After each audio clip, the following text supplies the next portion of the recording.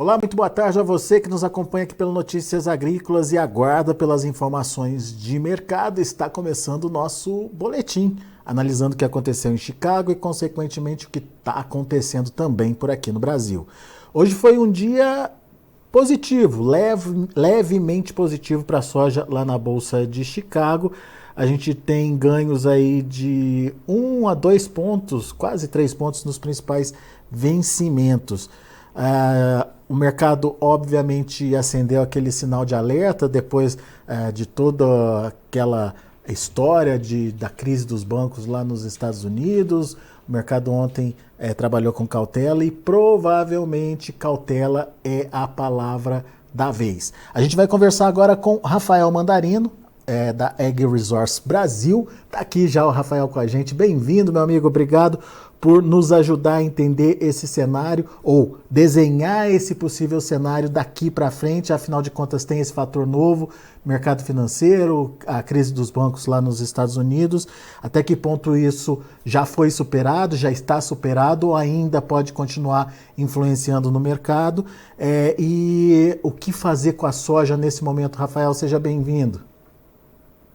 Obrigado mais uma vez, sempre um prazer estar aqui com vocês, Alex. A gente tem aí um sentimento de aversão a risco, né? Bastante elevado no mercado. A gente tem essa notícia aí de problemas financeiros lá com bancos americanos. Isso obviamente gera um efeito em cascata, né? De sentimento de retirada de risco, muita venda, de muita posição comprada aí com algum tipo de volatilidade, algum tipo de risco, e ao mesmo tempo a gente também vê, né, um efeito manada, um efeito cascata generalizado também para outras áreas, né, para outras atividades. Eu acho que hoje tivemos vencimento do contrato março, né, encerra-se hoje. A gente tinha um prêmio acima do que a gente tem para o contrato maio. Isso, obviamente, por toda a perspectiva de diminuição de oferta no estoque apertado, aí, ou pelo menos disponibilidade à vista. Isso vai continuar sendo um dos pontos que a gente vai carregar até uma nova safra americana também. Eu entendo que agora, com os cortes que nós vimos nas semanas anteriores de Argentina, né, vamos falar 2, 3 semanas aí passadas foram bastante importantes também para uma certeza em relação à perda de qualidade de lavouras na Argentina, né? Isso fez com que a gente tivesse um sentimento, né, de aversão a risco, não só por conta do macroeconômico, do sistema bancário, né, e toda essa situação, mas sim ainda a continuidade de inflação americana, a continuidade de uma perspectiva de elevação de taxa de juros no dia 21, 22, na próxima semana, que o Banco Central vai estar trazendo lá americano. De juros, foi isso que causou o banco quebrar, enfim. Tá me ouvindo? Deu uma conexão estável. Estamos te ouvindo. Deu uma interrupção, mas voltou. Ok, não apareceu a mensagem aqui para mim. E, ao mesmo tempo, eu entendo que não, né? A gente sabe que banco é alavancado, né? Ainda mais bancos, pensando ali no Vale do Silício, que banco que não seria alavancado ali, né? Ainda mais com startup, né? Enfim. Isso gera um efeito grande, né? Você vê aí criptomoedas ganhando um pouco de fôlego, né? Diante de toda a perda que veio acumulada nesses últimos meses aí. Esse fôlego, obviamente, também é uma tentativa de um hedge curto aí, né, de valor monetário, mas eu não entendo que isso seja sustentável. Eu entendo que a gente vai voltar a ter um pouco mais de calmaria. O momento atual é um momento de gritaria, de incerteza, de medo, né? E eu acho que não só pela gritaria no sistema bancário americano, mas a gente teve muita gritaria em relação às perdas argentinas atualmente. É possível que ela seja 25 milhões de toneladas na soja? É possível. É possível ser 27? É possível. Tem chuvas agora nos próximos 10 dias, recupera alguma coisa? O produtor mesmo pode responder isso na soja de segunda, né? Que possa ter sido atrasada na Argentina e agora está recebendo chuvas, enfim. tem alguma chance de recuperação? Depende de onde cair, das quantidades. Mas eu acho que, assim, nessa perspectiva de tanta coisa a se definir também num corredor de exportação, né, se vai... os russos estão falando em 60 dias, os ucranianos dizem que só vão aceitar se for 120 dias. A União Europeia está falando que não, pera, que está todo mundo conversando, vamos ver o que vira, né? Então, eu acho que possa continuar aberto, sim, a meados de maio. A gente vai ter aí toda uma definição também do Prospective Plans no dia 31 de março, lá para as áreas americanas. Eu sei que eu estou fazendo um 360 absurdo, mas me ajuda aí depois, Alex, a deglutir isso aí para o pessoal, tá? Mas a ideia é que a gente tem agora um momento de definição, o que vai virar de área americana, pode ser um dos cenários, né, de que caso venha a diminuir a área americana, a gente possa ter, né, uma recuperação de preços, ao mesmo tempo, no momento em que a gente definir essa área, meados de maio, abril, quando eu começar a semear essa soja americana e de fato for uma área menor, isso pode trazer um pouco de fôlego, né, para esses preços, né, e a gente vê uma recuperação. Produtor que não aproveitou chance de venda, já cobriu seu custo, já está coberto aí para as contas que estão chegando aí, 30 do 3, 30 do 4, tá? Eu sugiro cautela, eu sugiro que pise no freio um pouco, né, respire, reavalie, e a gente, obviamente, por mais que esteja vendo um prêmio derreter aqui, né, eu acho que não tem uma pressa agora, já que não se aproveitou vendas melhores para trás, né? Esse prêmio derreteu, obviamente, vai continuar pressionado por um tempo, né, e a gente pode ver um pouco mais de um cenário um pouco mais otimista para frente. O que você está dizendo, então, Rafael, me corrija aí se eu estiver errado, é que a gente está passando por um momento turbulento do mercado, sem muitas respostas, mas essas respostas, elas virão daqui a pouco, próximas semanas, próximo mês, enfim, e de alguma forma o mercado vai entender o que realmente tem na mão. De um lado, a questão da oferta, sem saber o que a Argentina vai trazer de fato, sem saber o que os Estados Unidos vão trazer de fato na próxima safra. Isso vai ser respondido ao longo das próximas semanas, dos próximos meses. No entanto, o produtor ele fica naquela expectativa de oportunidades.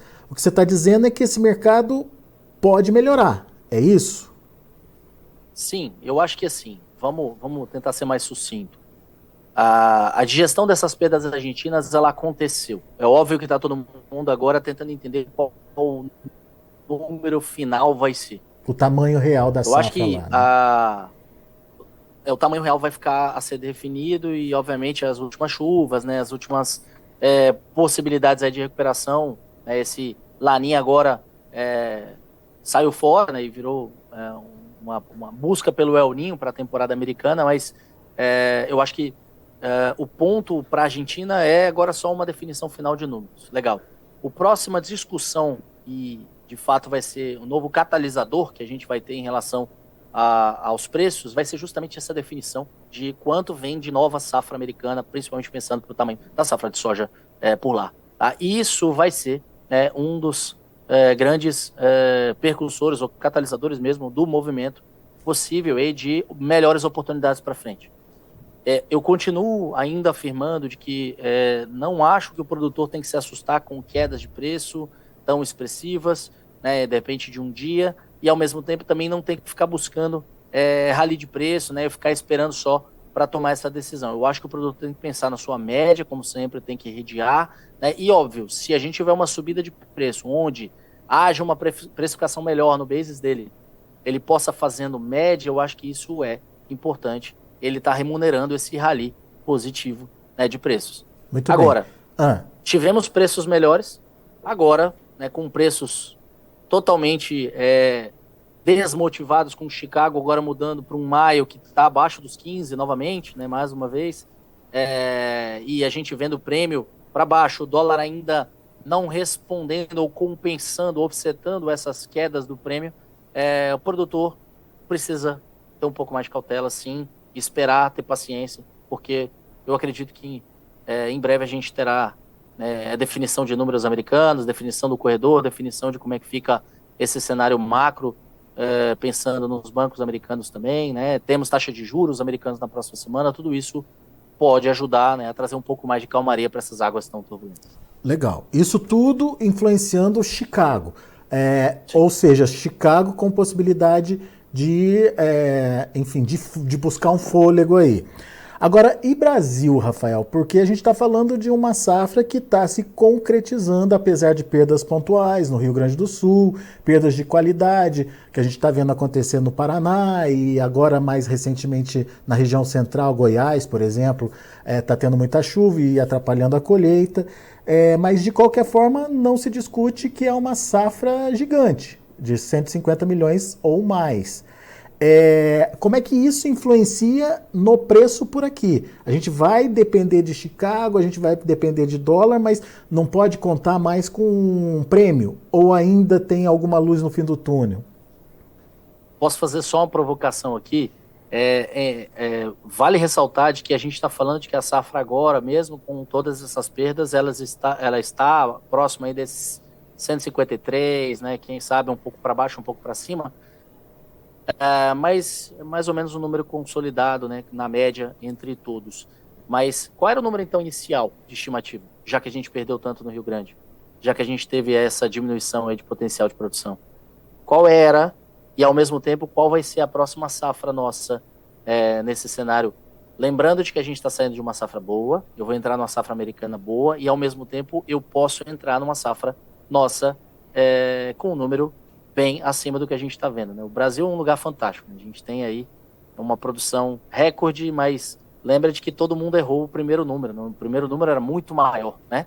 Bom, te respondendo, fazendo só essa provocação, eu acho que o Brasil, obviamente, já vinha mostrando de que tinha uma quantidade enorme de soja. Eu acho que esse março tem potencial para ter uma exportação mensal aí, rompendo o que a gente teve no ano passado, a gente chegando esse mês talvez 12, 13, 14 milhões de toneladas acumulado no mês. É possível. Lembrando que janeiro e fevereiro a gente ficou abaixo do ano por conta do alongamento de ciclo e por conta do atraso. Eu vivia falando aqui para vocês do tal do tsunami de soja, mas não era pelo só o tamanho de safra, mas sim queria chegar junto, chegando junto, por isso derreteu o prêmio. Já estava sendo desenhado isso, a gente repetiu aqui com vocês em vários momentos, em outros canais também, tá? E ao passo que agora o tsunami está começando a cair, ele está começando a derrubar, a gente está começando a ver um grande avanço aí, né, de colheita, rompemos os 50% de área no Brasil colhida, por mais que problemas agora no Goiás, como você bem pontuou, até eu estou enfrentando um pouco de problemas para a colheita, né, outros vizinhos também, relatos aí de Corumbá bem cheio, né, enfim. Paraná também, muita chuva, atrapalhou bastante, deve continuar aí pelo menos mais alguns dias atrapalhar algumas regiões, enfim. Mas a gente está conseguindo avançar, está na média, né, dos últimos 5 anos, está respondendo, ou pelo menos ali dentro daquele range potencial de colheita. E eu entendo que agora tem de se buscar uma certa normalidade na ideia dessa comercialização. As trades, elas estavam de braços cruzados, elas não tinham a menor vontade de sair ofertando preços acima, agora estão ofertando preços bem mais baixos, o produtor que se desespera está entregando preços mais baratos mesmo, aí daqui a pouco ela está com barriga cheia, ou pelo menos uma parte dessa barriga cheia, e ela vai poder oferecer, né, preços melhores, óbvio que respeitado Chicago, respeitado o câmbio, respeitado o prêmio, né, mas eu entendo que o prêmio derreteu tão qual a gente teve toda essa soja chegando junto. Agora tende a trazer uma certa normalidade, né, ou pelo menos melhorar um pouco, né, essa grande quantidade. A gente vai ter ainda soja bastante chegando, mas eu entendo que agora isso pode ser um pouco mais assimilado, a gente ter um pouco melhor de preços, de oportunidades para frente. Então, apesar do prêmio parar de derreter, vamos dizer assim, o prêmio para de derreter, as oportunidades viriam então de Chicago e quem sabe do dólar? Câmbio a gente depende muito aqui também por mais que, vamos falar, o DXY vem caindo frente aos pares, mas aqui talvez uma diminuição de risco e divisa saindo, né?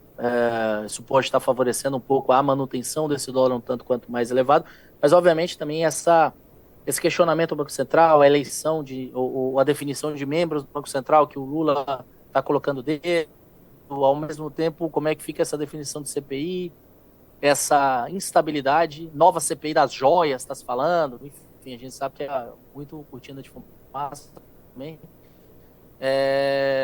Mas o cenário político começou, né? Acabou o carnaval, começou agora, né? Os acordos, começou agora a troca, né? De favores e cargos, e uma hora acaba cargo, uma hora acaba tudo, né? A gente vai ter que ter aí a troca de cadeiras, e essa troca é algo que também pode trazer uma certa instabilidade e continuar fazendo com que esse dólar volte a subir, né? E trabalhar em níveis mais elevados, diminuindo um pouco essa precificação. Mas eu acho que assim, o produtor já deveria, na nossa opinião, estar protegido, principalmente com o seu custo.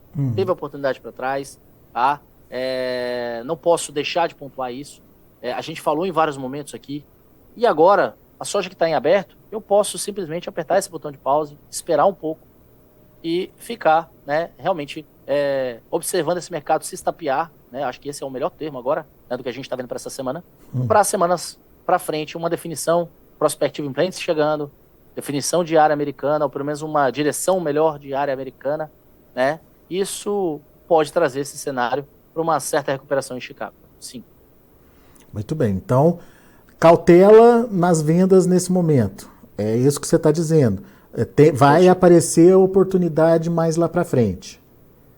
Depende, se você, produtor, não estiver vendido, tem conta chegando, esquece não tem isso, que fazer, tem que vender, tem que pagar a conta, não tem jeito. Estou dizendo para você que não aproveitou a oportunidade para trás, que poderia ter aproveitado. Paciência, claro, não. A gente não a gente não tem condições de voltar no passado, claro que não, mas a gente falou.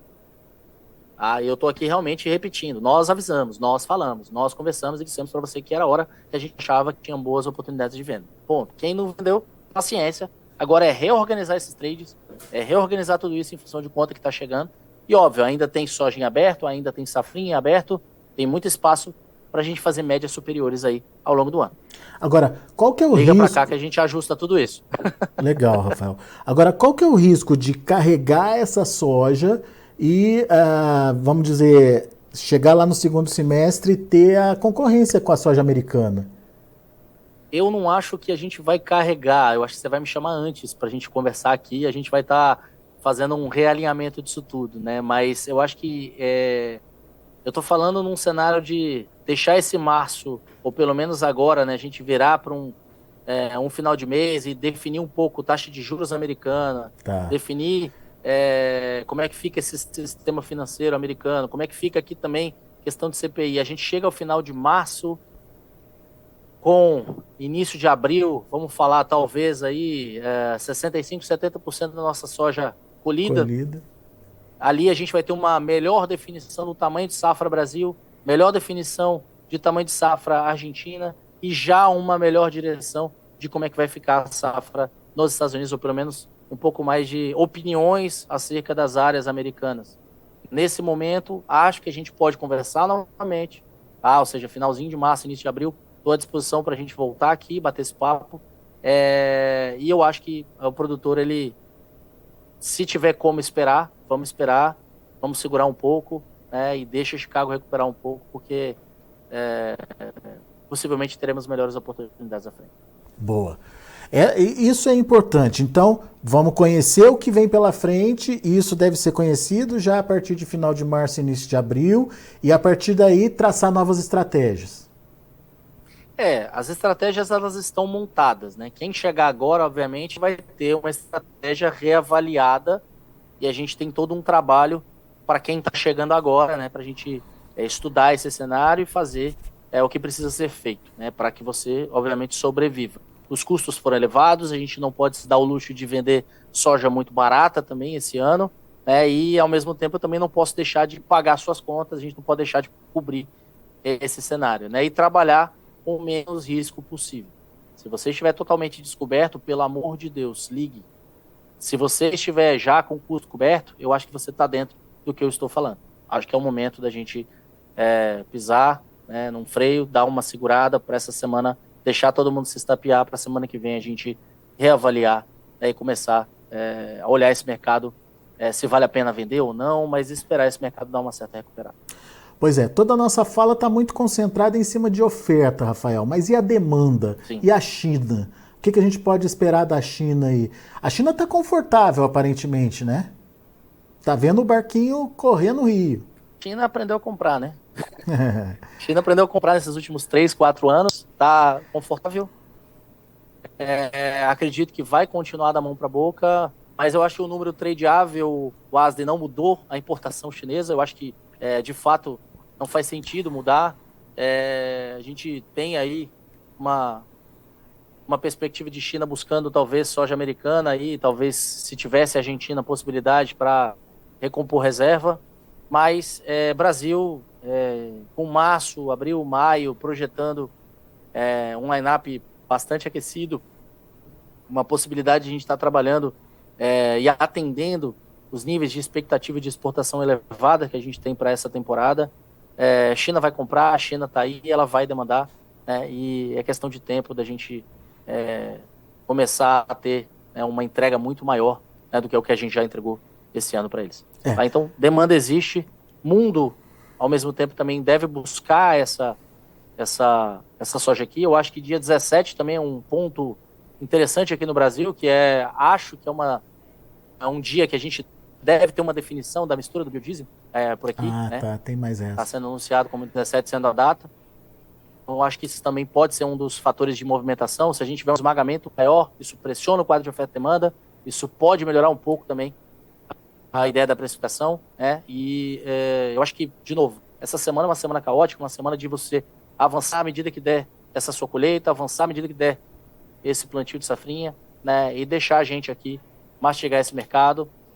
Eu acho que é uma das semanas onde eu vou falar para você que não fazer nada também é trade, né? Então, a gente está na semana de não fazer nada, é uma semana de pisar em ovos.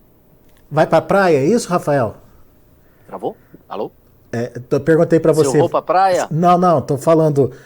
Produtor vai pra praia, então? Aproveita essa semana para ir pra praia? Eu acho que não dá para ir pra praia que tem soja e milho ainda na colhendo, na definição, né? Verdade. Mas eu acho que é o momento dele respirar um pouco, né? Se acalmar e não vai pra praia, não. Vai tirar a soja do campo e vai plantar safrinha, pelo amor de Deus. Boa, Rafael. Muito bom.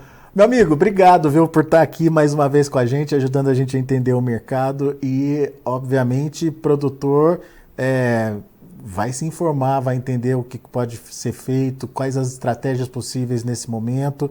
Para tudo tem um jeito, talvez não seja o melhor momento, mas ainda dá para se sair bem, Rafael, no final das contas? Tá, o produtor ele precisa ouvir todo mundo. Eu acho que essa é uma das vertentes que falta para o Brasil. Muito a gente vê produtor, já mencionei isso aqui uma vez. Eu tô com notícias agrícolas, então por que já que você participa lá e outras casas também, eu preciso estar com você? Ou eu já tenho assinatura com o fulano. Gente, assinem quem vocês puderem, escutem todo mundo e cheguem na decisão de vocês dentro de uma estratégia específica para o centro de custo de vocês. Oportunidades, elas estão aí, elas vão continuar e o Brasil é a bola da vez nos próximos 10, 15 anos. Não tenho o que falar. Então, eu acho que é só cautela realmente, não dê um passo maior que a perna, a gente viu muito nesses últimos 2 anos, o pessoal dando passo maior que a perna. Vai ter gente com problema, vai ter gente quebrando, paciência, foi avisado, né? Mas você que ouviu em ovos, as oportunidades estão chegando, né? Vai ter gente quebrando, obviamente, você vai ter oportunidade, né? E ao mesmo tempo entrar na área dele, né? Então, devagar e na consistência, que eu aprendi muito trabalhando na GeoResource, né? Os americanos estão mudando de trabalho, trabalhando muito esforço, né? Uma correria absurda, uma grita que cansa, né? Tão logo, né? A gente consegue entregar uma boa quantidade, mas para a sustentação disso, a sustentabilidade disso, não é dessa forma, é constante. E o produtor rural tem que entender que esse trabalho constante, contínuo e com consistência aqui faz a diferença para as médias dele. A AgriSource tem um histórico, está comprovado, tem pesquisa em cima, tem oportunidade sim, meu amigo. Tem muita. Vamos abraçá-las. Boa, Rafael. Obrigado, meu amigo. Volte sempre. Fiquem com Deus aí. Tudo de bom. Tá aí, Rafael Mandarino, a AgriSource Brasil, aqui com a gente, trazendo as informações do mercado.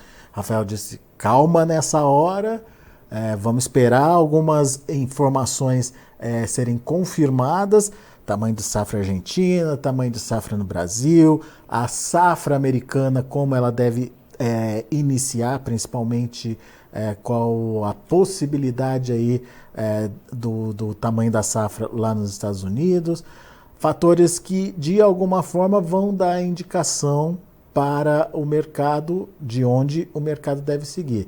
Nesse momento, é um momento de muita instabilidade, é um cenário bastante complicado aí para se avançar nas vendas. Óbvio que, como disse o Rafael, aqueles produtores que têm conta para pagar não tem o que fazer, precisa participar do mercado. Mas aqueles que puderem segurar, talvez aí na visão do Rafael seja o momento de pisar no freio e com cautela e entender um pouquinho mais, esperar por algumas definições que estão para acontecer.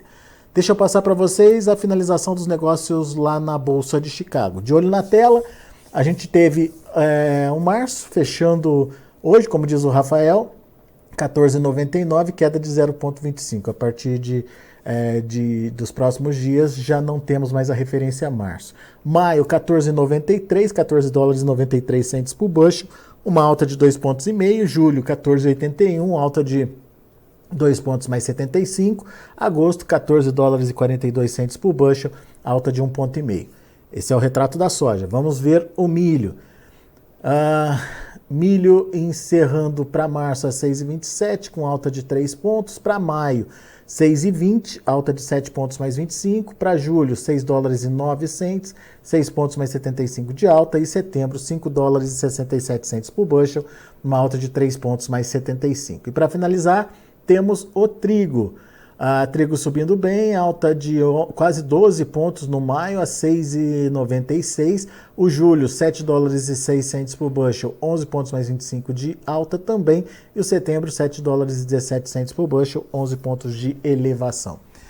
São os números de hoje, já de fechamento do mercado lá na Bolsa de Chicago. Lembrando que a partir desta semana, o encerramento dos negócios lá em Chicago é mais cedo, por conta do horário de verão lá nos Estados Unidos. Quer saber mais detalhes? Quer entender melhor esse mercado? Continue seguindo Notícias Agrícolas, porque diariamente temos as nossas análises, temos os nossos especialistas trazendo para vocês todas as informações pertinentes e relacionadas ao mercado. Daqui a pouco a gente volta com outras informações e mais destaques. Continue com a gente.